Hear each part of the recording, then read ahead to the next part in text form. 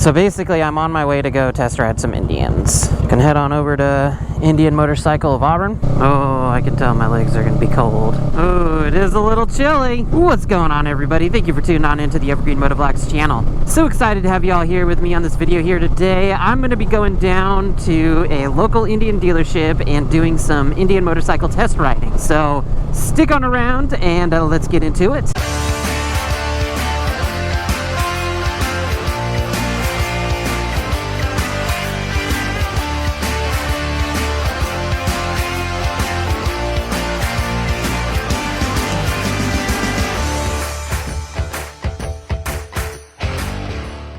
Let's go. Yep, we're going to Indian Motorcycle. I really like Indian motorcycles a ton. I just think they all look really freaking sweet.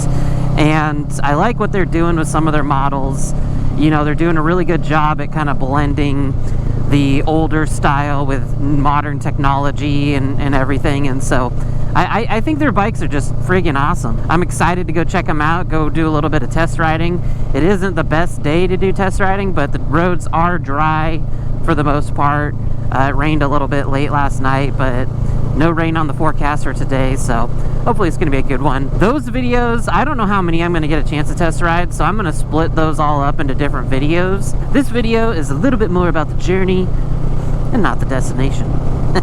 It's about a half hour away from my house, and so this video I just figured I would kind of put my thoughts out there, think about what I'm expecting, and then when I get there I'll do a separate video where I actually do a test ride and give my real-time thoughts and, you know, afterthoughts and all that kind of stuff. And so I think it'd be kind of cool to see the difference between what I'm expecting versus what I actually end up experiencing. I may not post this video. I don't know. It's going to be a little bit more of a behind-the-scenes kind of video. Figured I'd flip on the GoPro and just talk to you guys a little bit, put my thoughts out there while I'm headed on down to Auburn Indian Motorcycle. So I've been a huge fan of the Indian Scout. I've actually thought it's a really cool looking motorcycle for a long time.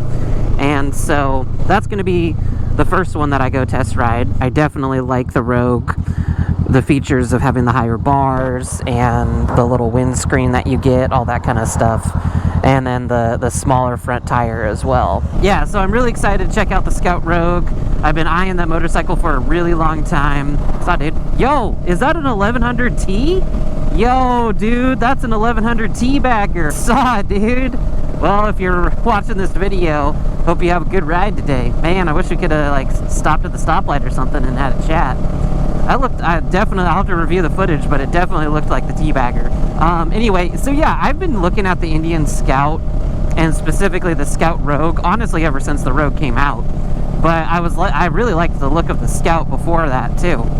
You know, I think that their aesthetics are just so awesome. Like, Indian really took the time to really, you know, hit all those little detail points with just the little logo on the engine and just how the overall bike looks. I really like it. I've loved it ever since I saw it for the first time.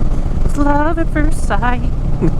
Plus the bike sounds really badass. So it's really cool because the Scout Rogue, or the Scout in general, you know, they've got two different sizes. I'm going to be going for the larger one, not the 60, but the larger motor. I believe it puts out 100 horsepower and is an 1100cc motor, but it's V-twin, so it's a little bit of a different kind of motor than the Honorable 1100 that I test rode a couple weeks ago. Video linked on up here, check it out. A little bit of a different kind of motor, but I think the Indian Scout is going to be a really fun one to ride. Definitely a bike that I've strongly considered upgrading to from the Rebel 500.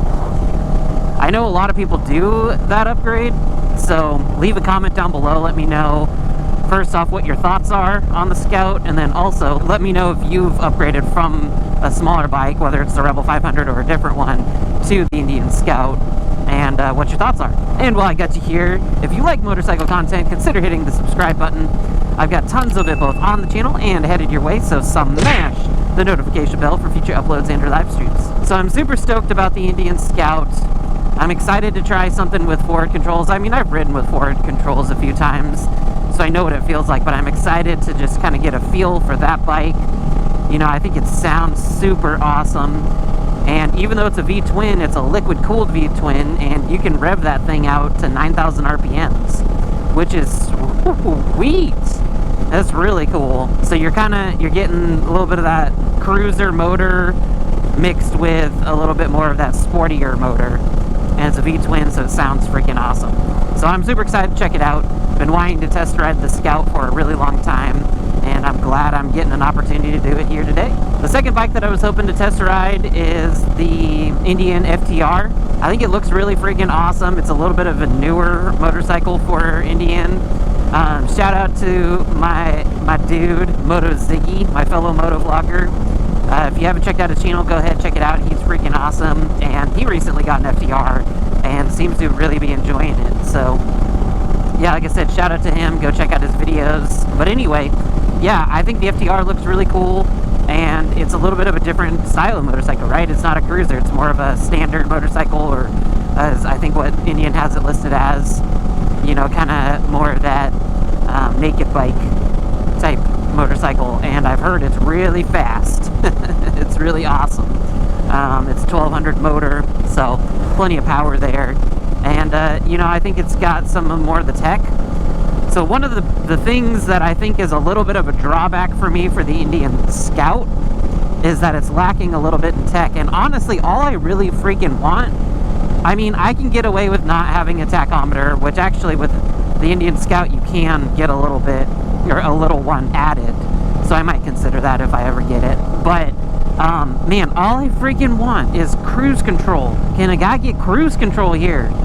Like, the Rebel 500, I would gladly pay, you know, another $1,000 for the Rebel 500 if they had like a premium edition or something like that had things like cruise control and the tachometer and, you know, just a couple upgraded features that really wouldn't cost Honda that much money. I don't think. I can't imagine cruise control is that expensive on motorcycles. So anyway, yeah, one of the drawbacks, in my opinion, with the Indian is that it doesn't have cruise control, and that's something I was really hoping to get. So yeah, I don't know. I know the Chief does have it, so that's gonna be the third bike I'm gonna test ride, but I'll get into that in a second. I want to try out the FTR. I have ridden other naked bikes. I've tried the MT-07 from Yamaha. A lot of fun. That bike has a ton of power behind it, and it was pretty cool to ride. So I figured I'd throw in the FTR if it's there, just to kind of see.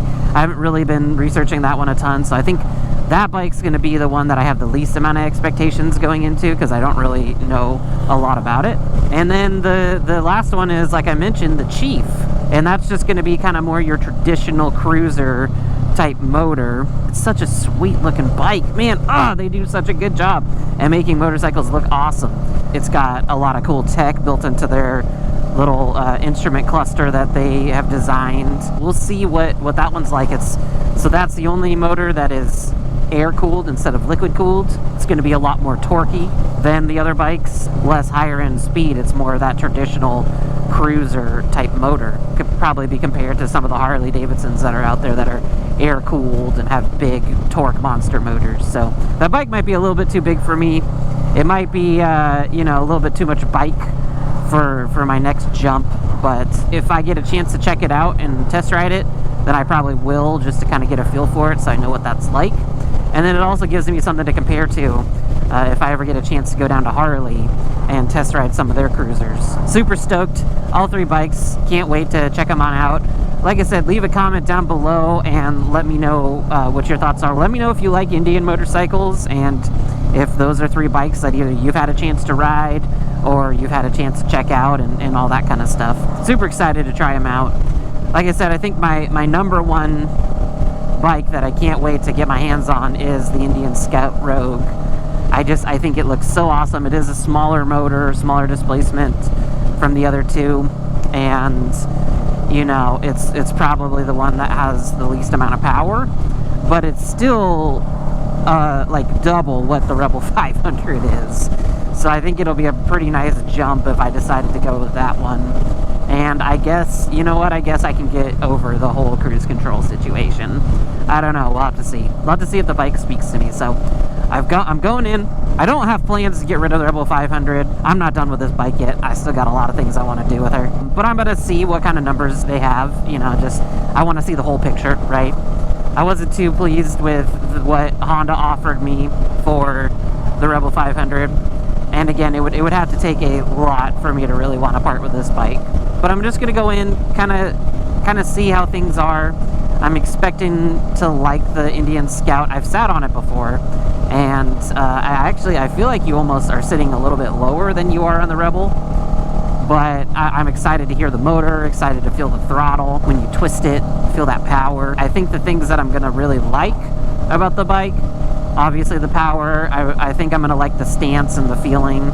I don't think I'm gonna be reaching too far. We'll see how I feel. And you know, just kind of the overall comfort of sitting on the bike and riding it and everything, so. That food smells good. I always wonder, those people just chilling on the side of the road making food. You know, I mean, it's gotta be fine, right? Like, other people eat it, right? It always smells so good, but then you're like, you know, food safety. Where's the food safety? It's probably delicious, though. Like I said, leave a comment down below and let me know what your experience is with Indian motorcycles. I know I have heard that it can be kind of hard to get parts for them. Sometimes the parts and the services and everything can be kind of expensive. So, you know, that's definitely something to consider for sure. And I like my Hondas, you know. I have nothing against the Rebel 1100. So part of today's adventure is going to be focused on trying to see how the Rebel 1100 felt versus how the Indian Scout feels. Because I feel like those bikes are very, very similar in a lot of ways. Both being cruisers, motors about the same size, all that kind of stuff. You know, it's kind of that next step, that next tier. I'm really excited to check it out and see how it feels differently from the Rebel 1100. And it's going to take a lot, you know. I mean, it's going to take more than just aesthetics to get me excited about this bike versus how excited I am with the Rebel 1100. And like I said, I'm not really looking to get rid of the 500 right now. I'll probably keep it. And if anything, I'll just add something to the motorcycle garage. So then the question really comes down to, do I add another cruiser that's going to have more power? Or do I add something else, like an adventure bike or maybe even a sport bike? The other thing I'm thinking about too is a lot of people, the reviews I've seen, a lot of people say that the Indian Scout is less of a bike that you would take on longer trips. And I guess I understand that thinking, because it seems like, you know, a lot of people feel the comfort and all that kind of stuff, the technology, the different things you get, maybe don't make it the best touring type bike. But I mean, it's a good sized motor, it's got forward controls. I don't know, I'm curious if it actually would be something that would be comfortable taking on long trips. And then if that's the case, you know, maybe that is a deterrent for me, because if I'm going to add another cruiser to the garage, to the channel, I kind of want to make sure I get one that I'm really going to be comfortable riding on long trips, so that my Rebel can be more of my shorter trip days, and that other bike can be one that I can hop on for 2, 3, 4 hours and really have a good time riding on. But I think I'm going to go ahead and cut this video off here. I'm going to be getting close to the shop pretty soon, so I'm going to start the intro of the Rogue video, and then I guess we'll kind of see how I plan on doing the other videos. But thank you all for stopping on by. Remember to like, comment, and subscribe. Like I said, probably said this a million times, but let me know what you think about Indian motorcycles, and let me know if you want to see one on the channel. This is the Evergreen Motovlogs channel, reminding y'all to ride safe out there, mind your surroundings, and I'll catch you all in the next one. Peace!